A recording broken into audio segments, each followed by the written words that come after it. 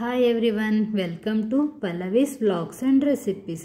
ಇವತ್ತು ನಾನು ನಿಮಗೆ ಈಸಿಯಾಗಿ ರೆಸ್ಟೋರೆಂಟ್ ಸ್ಟೈಲಲ್ಲಿ ಪನ್ನೀರ್ ಕರಿನ ಯಾವ ರೀತಿ ಮಾಡೋದು ಅಂತ ತೋರಿಸ್ತಾ ಇದ್ದೀನಿ. ಅದಕ್ಕೂ ಮುಂಚೆ ನನ್ನ ಚಾನಲ್ನ ಸಬ್ಸ್ಕ್ರೈಬ್ ಆಗಿಲ್ಲ ಅಂದರೆ ಸಬ್ಸ್ಕ್ರೈಬ್ ಮಾಡ್ಕೊಂಡ್ಬಿಟ್ಟು ವಿಡಿಯೋ ನೋಡೋಕ್ಕೆ ಸ್ಟಾರ್ಟ್ ಮಾಡಿ. ಪನ್ನೀರ್ ಕರಿ ಮಾಡೋಕ್ಕೆ ನಾನಿಲ್ಲಿ ಪನ್ನೀರ್ ತೊಗೊಂಡಿದ್ದೀನಿ. 3 ಈರುಳ್ಳಿ, ಸ್ವಲ್ಪ ಕರಿಬೇವು, ಕೊತ್ತಂಬರಿ, 2 ಟೊಮ್ಯಾಟೊ, ಚಕ್ಕೆ, ಲವಂಗ, ಮೆಣಸು, ಬೆಳ್ಳುಳ್ಳಿನ ತೊಗೊಂಡಿದ್ದೀನಿ, ಕಸೂರಿ ಮೇಥಿ, ಗೋಡಂಬಿ ಮತ್ತು ವಾಟರ್ ಮೆಲನ್ ಸೀಡ್ನ ಒಂದು ಅರ್ಧ ಗಂಟೆ ನೆನೆಸಿಟ್ಟಿದ್ದೀನಿ, ಎಣ್ಣೆ ತೊಗೊಂಡಿದ್ದೀನಿ, ಗರಂ ಮಸಾಲ, ಅರಿಶಿನ ಪುಡಿ, ಉಪ್ಪು, ಕೋರಿಯಾಂಡರ್ ಪೌಡರ್ ಅಂದರೆ ಧನಿಯಾ ಪುಡಿ ಮತ್ತು ಖಾರದ ಪುಡಿನ ತೊಗೊಂಡಿದ್ದೀನಿ. ಫಸ್ಟಿಗೆ ಒಂದು ಪ್ಯಾನ್ನ ಇಟ್ಬಿಟ್ಟು ನಾವು ದಪ್ಪ ದಪ್ಪ ಕಟ್ ಮಾಡಿಟ್ಕೊಂಡಿರೋಂಥ ಇಲ್ಲಿ ನಾನು 3 ಈರುಳ್ಳಿನ ತೊಗೊಂಡಿದ್ದೀನಿ. 3 ಈರುಳ್ಳಿನ ಹಾಕ್ತಾಯಿದ್ದೀನಿ ಮತ್ತು 2 ಟೊಮೆಟೊ ತೊಗೊಂಡಿದ್ದೀನಿ.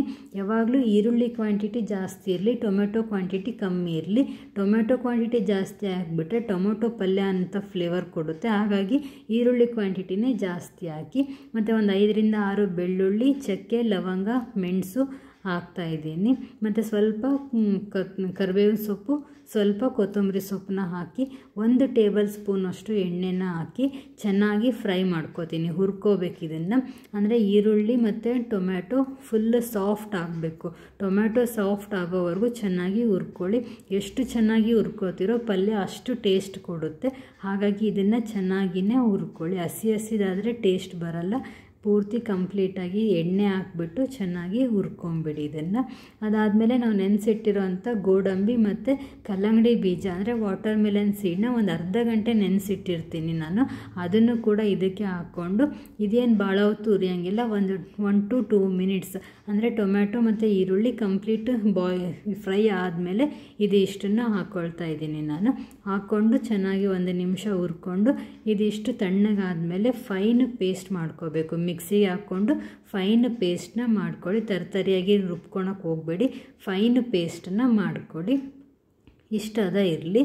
ಇವಾಗ ಅದೇ ಪ್ಯಾನಿಗೆ ನಾನು ಎಣ್ಣೆ ಹಾಕ್ಕೊಂಡ್ಬಿಟ್ಟು ಪನ್ನೀರನ್ನ 2 ಸೈಡು ಫ್ರೈ ಮಾಡ್ಕೊಳ್ತಾ ಇದ್ದೀನಿ. ಪನ್ನೀರನ್ನ ಕೆಲವ್ರು ಕಟ್ ಮಾಡಿಬಿಟ್ಟು ಹುರ್ಕೋತಾರೆ. ಆ ಥರ ಮಾಡೋದ್ರಿಂದ ಏನಾಗುತ್ತೆ, ತಿರುವು ಹಾಕೋಕ್ಕೆ ತೊಂದರೆ ಆಗುತ್ತೆ. ಕೆಲವು ಪನ್ನೀರು ಒತ್ತಿಬಿಡುತ್ತೆ, ಕೆಲವು ಪನ್ನೀರ್ ಚೆನ್ನಾಗಿ ಬೆಂದಿರುತ್ತೆ. ಹಾಗಾಗಿ ನಾನು ಏನು ಮಾಡ್ತೀನಿ, ಪೂರಾ ಸ್ಲೈಸ್ನೇ ಫ್ರೈ ಮಾಡೋದ್ರಿಂದ ಈವನ್ಲಿ ಪನ್ನೀರು ಫ್ರೈ ಆಗುತ್ತೆ. ಡೈರೆಕ್ಟಾಗಿಯೇ ಕಟ್ ಮಾಡಿಕೊಂಡು ನಮಗೇನು ಹುರ್ಕೊಂಬಿಟ್ಟು ಆಮೇಲೆ ನಮಗೆ ಎಷ್ಟು ಸೈಜ್ಗೆ ಬೇಕೋ ಅಷ್ಟು ಸೈಜಿಗೆ ನಾನು ಕಟ್ ಮಾಡ್ಕೊಳ್ತೀನಿ. ಚಿಕ್ಕ ಪೀಸ್ ಆಗೋದ್ರಿಂದ ತಿರುವು ಹಾಕೋಕ್ಕೆ ತುಂಬಾ ಕಷ್ಟ ಆಗುತ್ತೆ. ಇದಾದರೆ ಈಸಿಲಿ ತಿರುವು ಹಾಕ್ಬೋದು ಮತ್ತು ಈವನ್ಲಿ ಫ್ರೈ ಆಗುತ್ತೆ ಪನ್ನೀರ್ ಅಂತ ಡೈರೆಕ್ಟಾಗಿ ಹುರ್ಕೋತೀನಿ. ಇಷ್ಟಿಷ್ಟು ಕ್ಯೂಬ್ಸ್ನ ನಾನಿಲ್ಲಿ ಕಟ್ ಮಾಡಿ ಸೈಡ್ಗೆ ಎತ್ತಿಡ್ಕೊಳ್ತಾ ಇದ್ದೀನಿ. ಇವಾಗ ಅದೇ ಪ್ಯಾನ್ನೇ ತೊಗೊಂಡ್ಬಿಟ್ಟು ಮತ್ತೆ ಒಂದು 2 ಟೇಬಲ್ ಸ್ಪೂನಷ್ಟು ನಾನು ಎಣ್ಣೆನ ಹಾಕ್ಕೊಳ್ತಾ ಇದ್ದೀನಿ. ಎಣ್ಣೆ ಕಾದ್ಮೇಲೆ ನಾನು ತೊಗೊಂಡಿರೋಂಥ ಇಂಗ್ರೀಡಿಯೆಂಟ್ಸ್ ಅಂದರೆ ಖಾರದ ಪುಡಿ, ಗರಂ ಮಸಾಲ, ಧನಿಯಾ ಪುಡಿ, ಅರಿಶಿನ ಪುಡಿನ ಹಾಕ್ಕೊಂಡು ಎಣ್ಣೆಯಲ್ಲಿ 1 ನಿಮಿಷ ನಾನು ಫ್ರೈ ಮಾಡ್ಕೊತಿದ್ದೀನಿ. ಕಂಪಲ್ಸರಿ ಗ್ಯಾಸ್ನ ಲೋ ಫ್ಲೇಮಲ್ಲಿನೇ ಇಟ್ಟಿರಿ. ಎಣ್ಣೆಯಲ್ಲಿ ಖಾರದ ಪುಡಿ, ಅರಿಶಿನ ಪುಡಿ ಫ್ರೈ ಆಗೋದ್ರಿಂದ ಗ್ರೇವಿ ಕಲರ್ ತುಂಬಾ ಚೆನ್ನಾಗಿ ಬರುತ್ತೆ. ಫಸ್ಟಿಗೆ ಟೊಮೆಟೊ ಆನಿಯನ್ನ ಹಾಕ್ಬೋದು, ಹಾಕಿ ಆಮೇಲೆ ಇದನ್ನು ಹಾಕೋದ್ರಿಂದ ಕಲರ್ ಅಷ್ಟು ಚೆನ್ನಾಗಿ ಬರಲ್ಲ. ಬಟ್ ಎಣ್ಣೆಯಲ್ಲಿ ಖಾರದ ಪುಡಿ ಫ್ರೈ ಆಗೋದ್ರಿಂದ ಕಲರ್ ತುಂಬಾ ಚೆನ್ನಾಗಿ ಬರುತ್ತೆ. ಇದು 1 ನಿಮಿಷ ಫ್ರೈ ಆದಮೇಲೆ ನಾವು ಮಿಕ್ಸಿ ಮಾಡ್ಕೊಂಡಿರೋಂಥ ಆನಿಯನ್ ಟೊಮೆಟೊ ಪೇಸ್ಟ್ನ ಹಾಕಿ ಒಂದೇ ಸಲ ಮೇಲೆ ತೆಳಗೆ ಎತ್ತಾಕ್ಬೇಡಿ. ಸ್ವಲ್ಪ ಇವಾಗ ನಾನು ತೋರಿಸ್ತಿದ್ದೀನಲ್ಲ ಆ ಥರ ಅದನ್ನು ಚೆನ್ನಾಗಿ ಮಿಕ್ಸ್ ಮಾಡಿ. ಈ ಥರ ಮಿಕ್ಸ್ ಮಾಡೋದ್ರಿಂದ ಗ್ರೇವಿ ಕಲರ್ ಚೆನ್ನಾಗಿ ಬರುತ್ತೆ ಮತ್ತು ಖಾರದ ಪುಡಿ, ಅರಿಶಿನ ಪುಡಿ ಎಲ್ಲ ಟೊಮೆಟೊ ಆನಿಯನ್ನಿಗೆ ಚೆನ್ನಾಗಿ ಬೆರೆತ್ಕೊಳ್ಳುತ್ತೆ.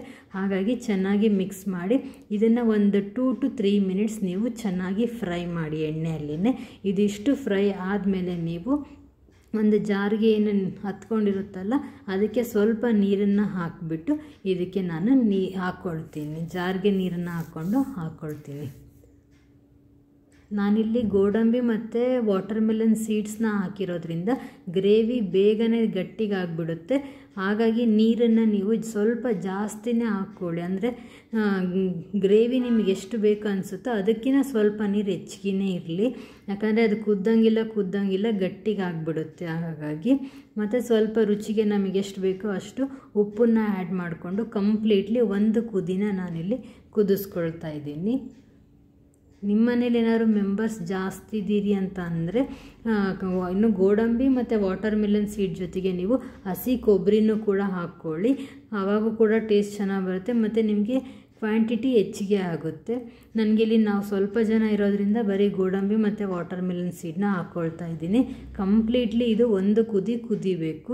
ಕುದ್ದಂಗಿಲ್ಲ ತಿಕ್ನೆಸ್ ಹೇಳಿದ್ನೆಲ್ಲ, ತಿಕ್ನೆಸ್ ಕೂಡ ದಪ್ಪ ಆಗುತ್ತೆ ಮತ್ತು ಟೇಸ್ಟ್ ಕೂಡ ಚೆನ್ನಾಗಿ ಬರುತ್ತೆ. ಇವಾಗ ಕುದಿಬೇಕಾದ್ರೆ ನಾವು ಕಟ್ ಮಾಡಿ ಇಟ್ಕೊಂಡಿರೋ ಅಂಥ ಪನ್ನೀರನ್ನ ಹಾಕ್ತಾಯಿದ್ದೀನಿ.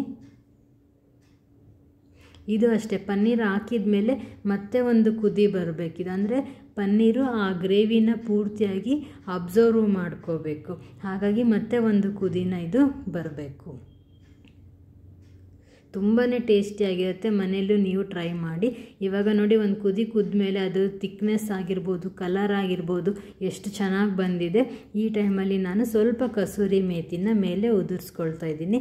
ನಿಮ್ಮ ಮನೇಲಿ ಕಸೂರಿ ಮೇಥಿ ಇಲ್ಲಾಂದರೆ ಕೊತ್ತಂಬರಿನೂ ಕೂಡ ಹಾಕ್ಕೊಳ್ಳಿ, ತುಂಬಾ ಚೆನ್ನಾಗಿರುತ್ತೆ. ನಿಮ್ಮ ಮನೆಯಲ್ಲೂ ಇದನ್ನು ಟ್ರೈ ಮಾಡಿ.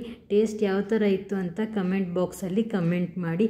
ಯಾವಾಗಲೂ ಹೋಟ್ಲಿಗೆ ಹೋಗೋ ಬದಲು ಮನೆಯಲ್ಲಿ ಇದನ್ನು ಕೂಡ ಒಂದ್ಸಲ ಟ್ರೈ ಮಾಡಿ.